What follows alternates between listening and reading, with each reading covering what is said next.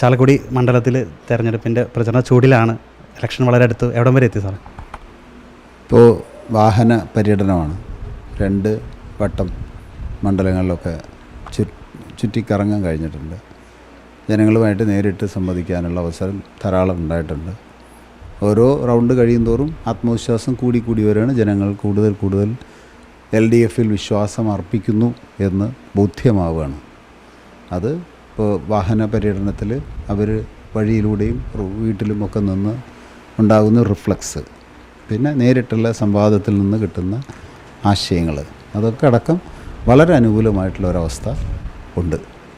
Sir കേരളത്തിലെ വിദ്യാഭ്യാസ മന്ത്രിയായിരുന്നു. വളരെ നല്ല പ്രവർത്തനമായിരുന്നു സാറ് ആ കാലഘട്ടത്തിൽ കാഴ്ചവെച്ചത്. അപ്പം ചാലക്കുടി സാറിന് അറിയാം, തൊട്ടടുത്ത മണ്ഡലത്തിൽ പുതുക്കാട് സാർ MLA ആയിരുന്നു.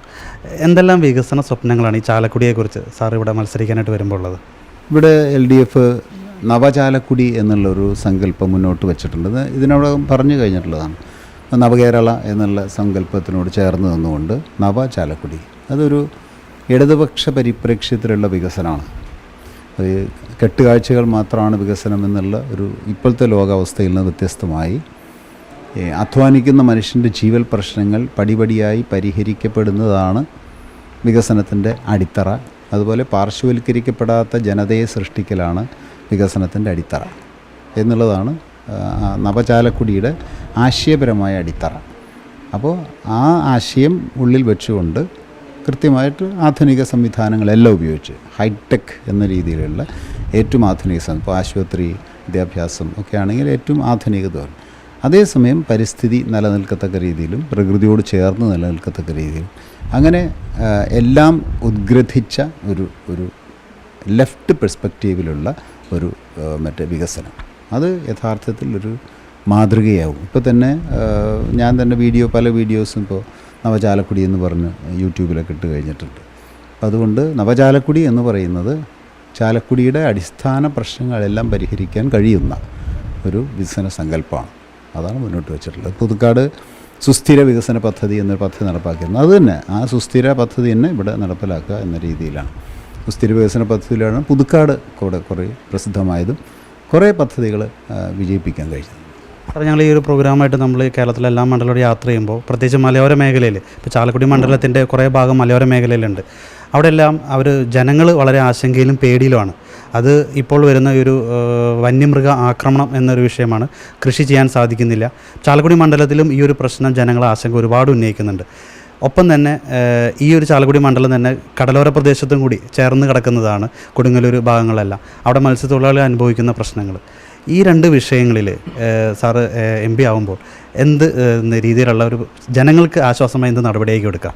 അതുകൂടി ചേർത്താണ് നവചാലക്കുടിയിൽ വരുന്നു ഇതെല്ലാം. അതിൻ്റെ ഒരു പ്രത്യേക ഭാഗം ചോദിച്ചു. നവചാലക്കുടിയിൽ തീരപ്രദേശം വരും, പിന്നെ മലയോര പ്രദേശം വരും, ഇടനാടും വരുന്നു. അപ്പോൾ മലയോര പ്രദേശം അല്ലെങ്കിൽ ഇതിൽ തീർച്ചയായിട്ടും ഇതിൽ വരുമ്പോൾ ആ സങ്കല്പം ഉൾക്കൊണ്ടുകൊണ്ട് അടിസ്ഥാന പ്രശ്നങ്ങൾ പരിഹരിക്കുക എന്നുള്ളതിലാണ് പറയുന്നത്. അങ്ങനെ വരുമ്പോൾ അതിൽ പല കാരണങ്ങളുണ്ട്. ഏറ്റവും പ്രധാനപ്പെട്ടത് ഇപ്പോൾ കേന്ദ്ര നിയമം ഇതിന് തടസ്സമാണെന്നുള്ളതാണ് ഇപ്പോഴത്തെ പ്രശ്നം. ഇപ്പോൾ ലോക്സഭയിൽ എത്തിയാൽ ഏറ്റവും പ്രധാനമായിട്ട് ഉന്നയിക്കുക ഈ കേന്ദ്ര നിയമം മാറ്റണം എന്നുള്ളതാണ്.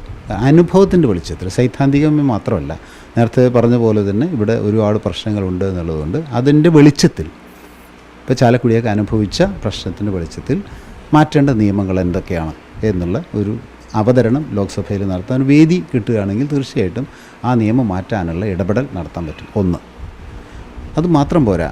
ഇപ്പോൾ കാട് എന്നുള്ളത് ശരിക്കും വനമാണ്. വനം നൈസർഗികമായിട്ടുള്ള വനമായിട്ട് മാറണം.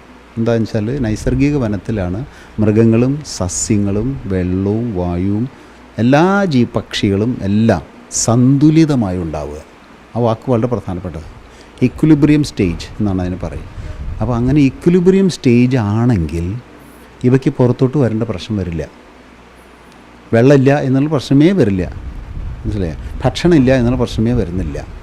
പിന്നെ അവർ നാട്ടിലേക്ക് ഇറങ്ങേണ്ട ആക്സിഡൻ്റലായിട്ട് ചിലപ്പോൾ ഇറങ്ങി വന്നാൽ എന്നല്ലാതെ അത് ഒരു ആവശ്യം എന്ന നിലയിലേക്ക് ഇറങ്ങി വരേണ്ടതില്ല. അപ്പോൾ ഒന്ന് ഈ നൈസർഗിക വനം എന്നുള്ളത്, അതിപ്പോൾ ഒരു MP എന്നുള്ള നിലയ്ക്ക് വനം ഉണ്ടാക്കാൻ പറ്റുന്നതല്ല അതിൻ്റെ അർത്ഥം. എങ്കിലും ഒരു ആശയം മുന്നിൽ വെച്ച് നമ്മുടെ എല്ലാ തദ്ദേശ സ്വയംഭരണ സ്ഥാപനങ്ങളടക്കം ജനകീയമായി ഒരു നൈസർഗിക വനസൃഷ്ടി എന്നുള്ളത് തുടങ്ങി വയ്ക്കാവുന്ന ഒന്നാണ്. കാരണം ഇത് ശാശ്വത പരിഹാരം ഇതിന് കാണണം. കേരളത്തിൽ മാത്രമല്ല, ഇത് ലോകം മുഴുവൻ ഈ ഈ ഈ പിന്നെ ഹ്യൂമൻ അനിമൽ കൺഫ്രണ്ടേഷൻ നടന്നുകൊണ്ടിരിക്കുകയാണ്. അതങ്ങനെ വരാണ്ട് കാരണം ഈ നൈസർഗിക വനത്തിൻ്റെ നഷ്ടമാണ്. അപ്പോൾ അതുകൊണ്ട് അത്. മൂന്നാമത്തത് ഈ ഫെൻസ് ചെയ്യാം, പലതും ഫെൻസ് ചെയ്യാം. അപ്പോൾ പലതരത്തിലുള്ള ഫണ്ടുകളും ഈ ഇൻ്റഗ്രേഷൻ എന്ന് പറഞ്ഞൊരു പ്രക്രിയയുണ്ട്. നവകേരളയിലെ ഏറ്റവും നവചാലക്കുടിയിലെ ഏറ്റവും പ്രധാനപ്പെട്ട ആശയം ഇൻ്റഗ്രേഷൻ ഓഫ് ഫണ്ട്സാണ്. പല ഫണ്ടുകളും പരസ്പര ബന്ധമില്ലാതെ പോയിക്കൊണ്ടിരിക്കുകയാണ്. ഇതെല്ലാം ഇൻ്റഗ്രേറ്റ് ചെയ്ത് ഫണൽ പോലെ നമ്മളൊരു ഫണലിൽ വെള്ളം എവിടെ ഒഴിച്ചാലും ആ വെള്ളം ഒരൊറ്റ ദിക്കിലേക്ക് വരുള്ളൂ. അതുപോലെ പല മേഖലയിലുള്ള ഫണ്ടുകളും ഇൻ്റഗ്രേറ്റ് ചെയ്താൽ അത് ഒരു സ്ഥലത്തേക്ക് വരും. അതാണ് ഇൻ്റഗ്രേഷൻ എന്നുള്ള കോൺസെപ്റ്റ്. അപ്പോൾ അങ്ങനെ ഫണ്ട്സ് ഇൻ്റഗ്രേറ്റ് ചെയ്താൽ ഇതിന് കുറേ ഫണ്ട് കിട്ടും. അപ്പോൾ പ്രായോഗികമായി ഫെൻസ് ചെയ്യുക, അത് സോളാർ ഫെൻസിങ് ഉണ്ട്, പിന്നെ കാനകോരിയിട്ടുള്ള തരത്തിലുള്ളതുണ്ട്, അങ്ങനെ പലതരത്തിലും. ഒരു 3 തരമാണ് ഞാൻ പറഞ്ഞത്. ഒന്ന്, അതിൻ്റെ നിയമം മാറ്റാൻ ഇടപെടുക. 2, വനം തന്നെ അതാണ് ഏറ്റവും പ്രധാനം, നൈസർഗികമാക്കുക. അതിലൂടെ വരുന്ന പല മൃഗങ്ങളും പിന്നെ വരാനുള്ളത് ഫെൻസ് ചെയ്യുക. പിന്നെ ഇതൊക്കെ എങ്ങനെ നടപ്പാക്കും എന്ന് ചോദിച്ചാൽ അത് ജനകീയമായി എന്നുള്ളതാണ്. പിന്നെ ഫോറസ്റ്റുകാരെ ഏൽപ്പിക്കുക എന്നുള്ളതല്ല. ഫോറസ്റ്റും ഉണ്ടാവും, അവിടെയുള്ള കാട്ടിൽ വസിക്കുന്ന ജനങ്ങളുണ്ടാവും, നാട്ടിലെ ജനങ്ങളുണ്ടാവും. അത് 4ാമത്തെ തലമാണ്. ജനകീയമായിട്ട് ഡീസെൻട്രലൈസ് ചെയ്താണ് ഇത് നടപ്പാക്കുക. അതുകൊണ്ട് വനം ഒന്നിച്ചുണ്ടാക്കുക എന്നുള്ളത് ഒരു വലിയ ഹ്യൂജ് പ്രക്രിയയായിട്ട് തോന്നും ഇപ്പോൾ പറയുമ്പോൾ. പക്ഷേ അത് ഡീസെൻട്രലൈസ് ചെയ്താൽ അത് ലോക്കലൈസ് ചെയ്യും. അപ്പോൾ നമുക്ക് ഉണ്ടാക്കാൻ പറ്റും. ഇപ്പോൾ 33% ഹരിതാവരണം വേണം എന്നുള്ളതാണ് ശരിക്കുള്ള ഒരു നാച്ചുറൽ കോൺസെപ്റ്റ്. പക്ഷേ ഇപ്പോൾ 8% ഹരിതാവരണം ഉള്ളൂ എന്നാണ് പറയുന്നത്. അപ്പോൾ എത്ര കണ്ട് ഹരിതാവരണം വർദ്ധിപ്പിച്ചെടുക്കാമോ അത്ര കണ്ട് കാടിൻ്റെ നൈസർഗികത വർദ്ധിച്ചു വരുന്തോറും അവിടെയുള്ള ഈക്വിലിബ്രിയം കുറേ കൂടി മെയിൻറ്റെയിൻ ചെയ്യും. പിന്നെ അവർ ഇങ്ങോട്ട് ഇറങ്ങേണ്ട പ്രശ്നമേ വരുന്നില്ല, അവർക്ക് ആവശ്യമില്ല. ഈ വിഷയത്തിൽ കേരളത്തിൽ വരുമ്പോൾ ഇപ്പോൾ സംസ്ഥാന സർക്കാർ ചെയ്യേണ്ട ചില കാര്യങ്ങൾ ചെയ്യുന്നില്ല. വനം വകുപ്പ് അല്ലെങ്കിൽ ആ ഒരു ഫോറസ്റ്റുകാർ അതൊരു നിർജ്ജീവ അവസ്ഥയിലെത്തിയിരിക്കുന്നു എന്നൊക്കെ ജനങ്ങളുടെ ഉള്ളിൽ ഭയങ്കര ആശങ്ക അവർ പങ്കുവയ്ക്കുന്നുണ്ട്. പ്രത്യേകിച്ച് ചെയ്യണം. ഇപ്പോൾ സാറ് നേരത്തെ പറഞ്ഞ പോലെ വനം ഉണ്ടാക്കേണ്ട കാര്യത്തിൽ സർക്കാർ അതിൻ്റെ ഉള്ളിൽ തേക്ക് അങ്ങനെയുള്ള കുറേ കാര്യങ്ങളെല്ലാം വെക്കുന്നതോടെ ഇതില്ലാണ്ടായതുകൊണ്ട് ഇറങ്ങി വരുന്നു. പിന്നെ മൃഗങ്ങളെ കൊല്ലാനായിട്ട് ഉള്ള ഒരു അധികാരം ഇപ്പോൾ കർഷകർക്ക്, മലയോര മേഖലയിൽ കിടന്ന കർഷകർക്ക് കൊടുക്കണം എന്ന ആവശ്യങ്ങളൊക്കെ പറയുന്നുണ്ട്. അപ്പോൾ ഇതിനകത്തൊക്കെ ഒരു നിയമം മാറ്റാനായിട്ട്, ഇതിനകത്ത് നിയമമാണ് ഏറ്റവും കൂടുതൽ പ്രശ്നമായിട്ട് നിൽക്കുന്നത്. ഈ ഒരു നിയമം ചേഞ്ച് ചെയ്യാനായിട്ട് സാറ് നടപടി എങ്ങനെ എടുക്കും? ഞാൻ നടപടി എടുക്കല്ല, അതിനുള്ള ആവശ്യം MP എന്നുള്ളതിലേക്ക് ആവുകയാണെങ്കിൽ ഞാൻ നേരത്തെ പറഞ്ഞു, ലോക്സഭയിൽ ഈ നിയമം മാറ്റാൻ ആശയങ്ങളിങ്ങനെ ഏത് തരത്തിലാണ് അവസരം കിട്ടുന്നത് അത് അനുസരിച്ച് സ്വയം മാറ്റാൻ പറയും.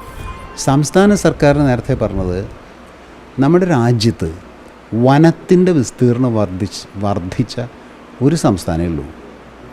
1.1 എക്സാക്ട് ഡേറ്റ എനിക്ക് ഓർമ്മയില്ല, സംതിങ് ലെസ് ദാൻ 2% വനം വിസ്തൃതി വർദ്ധിച്ചിരിക്കുകയാണ്. അത് കേരളത്തിൽ മാത്രമേ ഉള്ളൂ. പറഞ്ഞാൽ ഫോറസ്റ്റിൻ്റെ സർക്കാരിൻ്റെ ഇടപെടൽ കൃത്യമായിട്ട് അത് പൂർണ്ണമായോ എന്ന് വെച്ചാൽ ഇല്ല. അതുകൊണ്ടാണ് ഈ പ്രശ്നം വരുന്നത്. പക്ഷേ ആ ദിശയിൽ ഞാൻ നേരത്തെ പറഞ്ഞില്ലേ, നൈസർഗിക വനസൃഷ്ടി എന്നുള്ളതാണ് അതിൻ്റെ ആത്യന്തിക ലക്ഷ്യമെങ്കിൽ അതിലേക്ക് എങ്ങനെയാണ് നമ്മൾ നടക്കുക? വനത്തിൻ്റെ വിസ്തൃതി കൂട്ടുകയും വനത്തിൻ്റെ ഡെൻസിറ്റി കൂട്ടുകയും ചെയ്തുകൊണ്ടാണ്. വനത്തിൻ്റെ വിസ്തൃതി കൂട്ടി ഒരു സംസ്ഥാനം ഇന്ത്യയിലുള്ളൂ, അത് കേരളമാണ്. ആ കേരളത്തിൻ്റെ സർക്കാരിനെയും ആ കേരളത്തിൻ്റെ ഫോറസ്റ്റ് ഡിപ്പാർട്ട്മെൻറ്റിനെയും പറയുന്നത് അത് പ്രശ്നം ബാക്കി നിൽക്കുന്നതുകൊണ്ട് ജനങ്ങൾ പറയണതാവാം, അത് കുഴപ്പമില്ല. പക്ഷേ സംസ്ഥാന സർക്കാരും ഫോറസ്റ്റ് ഡിപ്പാർട്ട്മെൻറ്റും ഇടപെട്ട് അതുപോലെ പ്രശ്നം വരുമ്പോൾ അവർക്ക് കോമ്പൻസേഷൻ കൊടുക്കുന്നത്, കഴിഞ്ഞ ദിവസം 10 ലക്ഷം റുപ്യ കൊടുത്തത്. അപ്പോൾ പ്രശ്നം വന്നാൽ കോമ്പൻസേഷൻ കൊടുക്കുകയും പ്രശ്നം വരാതിരിക്കാൻ ഇപ്പോൾ ഫെൻസിങ് എന്ന് പറഞ്ഞാൽ ഞാൻ ഏകദേശം മനസ്സിലായിരുന്നു. ഈ കൃത്യ ഏരിയ ഒന്നും പറയാൻ ഇപ്പോൾ പറ്റുന്നില്ല. പല ദിക്കിലും ഫെൻസിങ് നടത്തും. ഞാനിപ്പോൾ പല ദിക്കിലും ഈ കുടുംബ യോഗങ്ങൾക്കൊക്കെ പോയപ്പോൾ നന്നായിട്ട് ഫെൻസ് ചെയ്തിട്ടുണ്ട്. അവിടെ ഫോറസ്റ്റ് ഡിപ്പാർട്ട്മെൻറ്റാണ് ഫെൻസ് ചെയ്തിട്ടുള്ളത്, നന്നായിട്ട് ഫെൻസ് ചെയ്തിട്ടുണ്ട്. അപ്പോൾ ഇനിയും ഫെൻസ് ചെയ്യാനില്ലയെന്ന് വെച്ചാൽ അതുണ്ട്. അപ്പോൾ സ്റ്റെപ്പ് ബൈ സ്റ്റെപ്പായിട്ട് അത് ചെയ്യുള്ളൂ. ഈ ചാലക്കുടി മണ്ഡലത്തിൻ്റെ സ്വഭാവം എന്ന് പറയുമ്പോൾ വർഷങ്ങളായിട്ട് ഇടതും വലതുമായിട്ട് മാറി പരീക്ഷിച്ചിട്ടുണ്ട് ജനങ്ങൾ, ഇവിടുത്തെ ചാലക്കുടി ജനങ്ങൾ. ഈ വർഷം 2020 ഒരു സ്ഥാനാർത്ഥിത്വം കൂടി കയറിയിട്ടുണ്ട്. അതിനെങ്ങനെ സാറ് നോക്കിക്കാണുന്നു ജയപരാജയങ്ങൾ? ഈ തെരഞ്ഞെടുപ്പിൽ ആർക്കും മത്സരിക്കാം, ജനാധിപത്യ രാജ്യമല്ലേ, ആർക്കും മത്സരിക്കാം. നോമിനേഷൻ കൊടുത്ത് ആർക്കും മത്സരിക്കുന്നവരോടൊക്കെ നമുക്ക് ബഹുമാനമേ ഉള്ളൂ. എല്ലാവരെയും വളരെ ബഹുമാനത്തോടുകൂടി കാണുന്നത്. ആരെയും പരസ്പരം കുറ്റം പറഞ്ഞു ഞാൻ ചെയ്യാറില്ല. അതാണ് അങ്ങനെയല്ല വേണ്ടത്. അതാണ്. പക്ഷേ ഇതെന്താണെന്നോ ഇപ്പോൾ 2020 എടുത്തു പറഞ്ഞു എന്നുള്ളതുകൊണ്ട് പറയുന്നതാണ്. ഇത് രാഷ്ട്രീയ സമരമാണ്. ആക്ച്വലായിട്ടുള്ള രാഷ്ട്രീയ സമരമാണ്. പ്രത്യേകിച്ച് ഈ പിന്നെ ലോക്സഭ തെരഞ്ഞെടുപ്പ്, പഞ്ചായത്ത് തെരഞ്ഞെടുപ്പിലൊക്കെ ചിലപ്പോൾ ചെറിയ വ്യത്യാസം ഉണ്ടാവാം. ലോക്സഭാ തെരഞ്ഞെടുപ്പ് പൊളിറ്റിക്കലാണ്. അതായത് പിന്നെ ഈ മതനിരപേക്ഷത നിലനിൽക്കണോ വേണ്ടേ, ഏറ്റവും വലിയൊരു ക്വസ്റ്റ്യനാണത്. പിന്നെ പിന്നെ പിന്നെ ഫെഡറലിസം നിലനിൽക്കണോ വേണ്ടേ, അങ്ങനത്തെ വലിയ രാജ്യത്തെ സംബന്ധിച്ച് ചോദ്യങ്ങൾ ഉന്നയിക്കപ്പെട്ടിരിക്കുകയാണ്. അപ്പോൾ പല ആവശ്യങ്ങളും പലതരത്തിലും പലരും അതിലുണ്ടാവും. പക്ഷേ ഇതിപ്പോൾ ഞങ്ങളിന്ന് ജാഥ നടത്തുന്നു, അതായത് ജനങ്ങളുടെ സമ്മതിക്കുന്നു, അങ്ങനെ ചർച്ച ചെയ്ത് അവസാനം ഇത് പൊളിറ്റിക്കലായിട്ട് മാത്രം വരും. നോക്കിക്കോളൂ, കൃത്യമായിട്ട് ലാസ്റ്റ് അതിൻ്റെ പൊളിറ്റിക്കൽ പോയിന്റിലേക്ക് എത്തും. പൊളിറ്റിക്കൽ പോയിന്റിലെത്തുമ്പോൾ UDF LDF തമ്മിലാണ് അവിടെ മത്സരം വരിക. മനസ്സിലായോ? ഇപ്പോൾ അങ്ങനെയല്ല എന്ന് തോന്നാം, പക്ഷേ അത് കയറി അതാണ് എല്ലാ തെരഞ്ഞെടുപ്പിൻ്റെയും സയൻസ്. അതാണ് ആ തെരഞ്ഞെടുപ്പിൽ ജനങ്ങളുമായിട്ട് ഇപ്പോൾ ഞങ്ങളുടെ രാഷ്ട്രീയം ചർച്ച ചെയ്യും, മറ്റുള്ളവർ അവരുടെ രാഷ്ട്രീയം ചർച്ച ചെയ്യും, ജനങ്ങൾ ഈ എല്ലാ രാഷ്ട്രീയവും ചർച്ച ചെയ്യും. അങ്ങനെ ഒരു 24-20 അങ്ങനെയൊക്കെ എത്തുമ്പോഴേക്കും യഥാർത്ഥ പൊളിറ്റിക്സ് എമർജ് ചെയ്ത് വരുന്ന പൊളിറ്റിക്സ് റൈറ്റും ലെഫ്റ്റും തമ്മിലുള്ള UDF LDF തമ്മിലുള്ള മത്സരമായിരുന്നു. അതിൽ LDF വിജയിക്കും. പൂർണ്ണ ജയപ്രതീക്ഷയാണ്. തീർച്ചയായിട്ടും, ഒരു സംശയമില്ല.